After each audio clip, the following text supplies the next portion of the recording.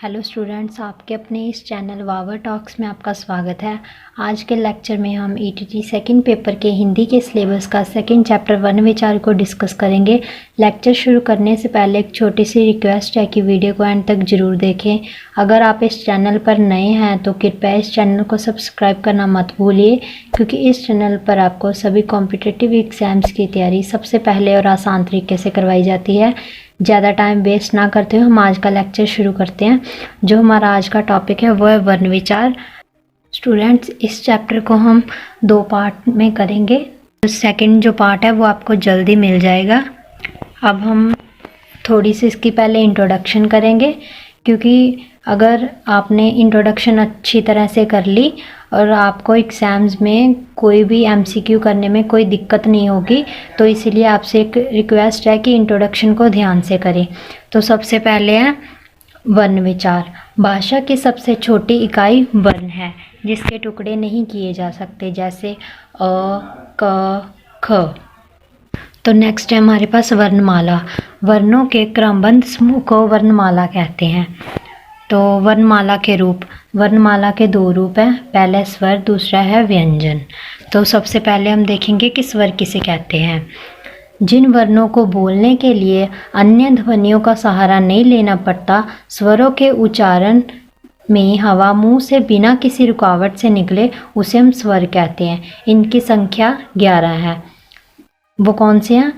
अ, आ, ई, उ, री, ए, ओ। तो नेक्स्ट है हमारे पास स्वर के भेद। तो स्वर के हमारे पास 3 भेद होते हैं, ह्रस्व स्वर, दीर्घ स्वर और प्लुत स्वर।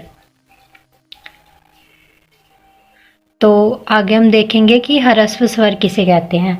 ह्रस्व अर्थात छोटा। जिन स्वरों के उच्चारण में कम समय लगता है उसे हम ह्रस्व स्वर कहते हैं। इनकी संख्या 4 होती है, जैसे अ, ई, उ, और यहाँ थोड़ी मिस्टेक हो गई है, यहाँ ए नहीं है, यहाँ री है। तो आपने याद रखना कि जो ह्रस्व स्वर हैं वो कौन से होते हैं। तो नेक्स्ट है हमारे पास दीर्घ स्वर। दीर्घ अर्थात बड़ा। जिन स्वरों के उच्चारण में ह्रस्व स्वरों की अपेक्षा अधिक समय लगता है उसे हम दीर्घ स्वर कहते हैं। तो इसकी संख्या 7 है। आ, ई, उ, ए, ओ। तो नेक्स्ट हमारे पास है प्लुत स्वर। प्लुत स्वर वह हैं जिनके उच्चारण में सबसे अधिक समय लगता है। इसका प्रयोग केवल संस्कृत शब्दों के लिए किया जाता है, जैसे ओम।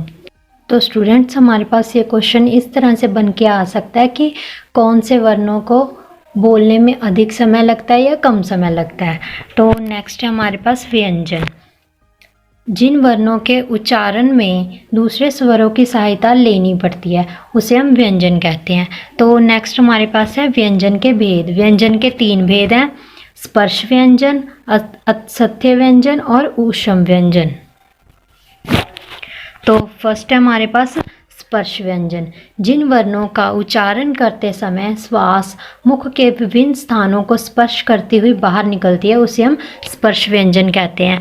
तो स्टूडेंट्स, हम इसे एग्जाम्पल के तहत समझते हैं तो थोड़ा समझने में आसानी होगी। तो सबसे पहले हमारे पास ये है वर्ग, और ये हमारे पास व्यंजन है, और ये है उच्चारण स्थान।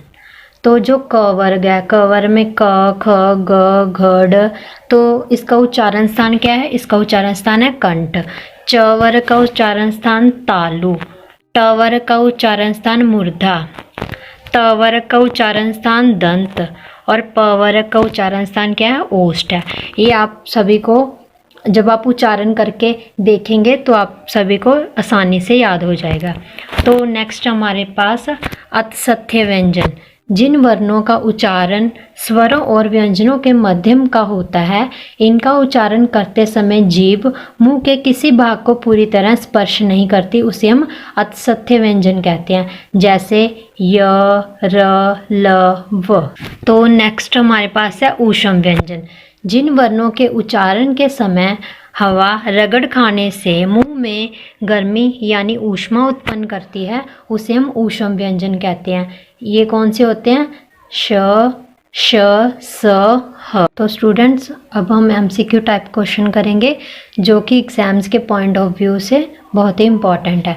सबसे पहला है हमारे पास वर्ण किसे कहते हैं। ऑप्शन है हमारे पास भाषा एवं उसके रूपों को, भाषा की सबसे छोटी ध्वनि को, रंग को और शब्दों को। तो हमारा राइट आंसर क्या है, भाषा की सबसे छोटी ध्वनि को हम जो वर्ण कहते हैं। हमें पता होना चाहिए हम ऐसी सरल शब्दों में हम आवाज़ को ध्वनि कहते हैं, व्याकरण के माध्यम से हम ध्वनि को ही वर्ण कहते हैं। तो हमारा नेक्स्ट जो क्वेश्चन है वो स्वर किसे कहते हैं। ऑप्शन है हमारे पास स्वतंत्र रूप से बोले जाने वाले वर्णों को, भाषा की सबसे छोटी ध्वनि को, 6 वर्णों से बने शब्दों को, इन सभी को। तो हमारा राइट आंसर क्या है, स्वतंत्र रूप से बोले जाने वाले वर्णों को हम स्वर कहते हैं। तो नेक्स्ट है हमारे पास व्यंजन किसे कहते हैं। ऑप्शंस हैं स्वतंत्र रूप से बोले जाने वाले वर्णों को, स्वरों की सहायता से बोले जाने वाले वर्णों को, विदेशी वर्णों को, इनमें से कोई नहीं। तो हमारा राइट आंसर क्या है, स्वरों की सहायता से बोले जाने वाले वर्णों को हम व्यंजन कहते हैं। तो नेक्स्ट हमारे पास है क्वेश्चन, हिंदी वर्णमाला में व्यंजन की संख्या कितनी है। तो ऑप्शन है 40, 42, 44 और 33। तो हमारा राइट आंसर क्या है, 33, जो व्यंजनों की संख्या 33 है। तो नेक्स्ट क्वेश्चन है हमारे पास, हिंदी वर्णमाला में स्वरों की संख्या कितनी है। 9, 10, 11 और 13। तो इसका राइट आंसर क्या है, 11, जो हमारे स्वरों की गिनती है वो 11 है। तो स्टूडेंट्स आपको ये पता होना चाहिए कि जो हिंदी वर्णमाला में जो स्वर हैं उसको मात्राओं के रूप में यूज़ किया जाता है।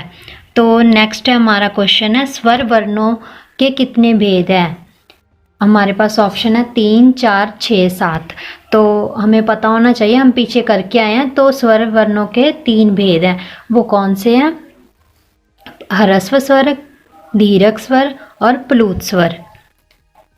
तो नेक्स्ट हमारे पास, जिन स्वरों के उच्चारण में अधिक समय लगे उसे कहते हैं स्वर, व्यंजन, मात्रा और प्लुत। तो उसे क्या कहते हैं, प्लुत स्वर कहते हैं, जिनमें अधिक समय लगता है। तो हमारे पास नेक्स्ट क्वेश्चन है, दीर्घ स्वरों की कुल संख्या कितनी है। 4, 5, 7 और 11। तो इसका राइट आंसर क्या है, 7। नेक्स्ट हमारा क्वेश्चन है, इनमें से कौन सा स्वर नहीं है। तो हमें ये देख के पता चलना चाहिए कि इनमें से कौन सा स्वर नहीं है। तो हमारे पास जो है वो स्वर नहीं है, ये व्यंजन है।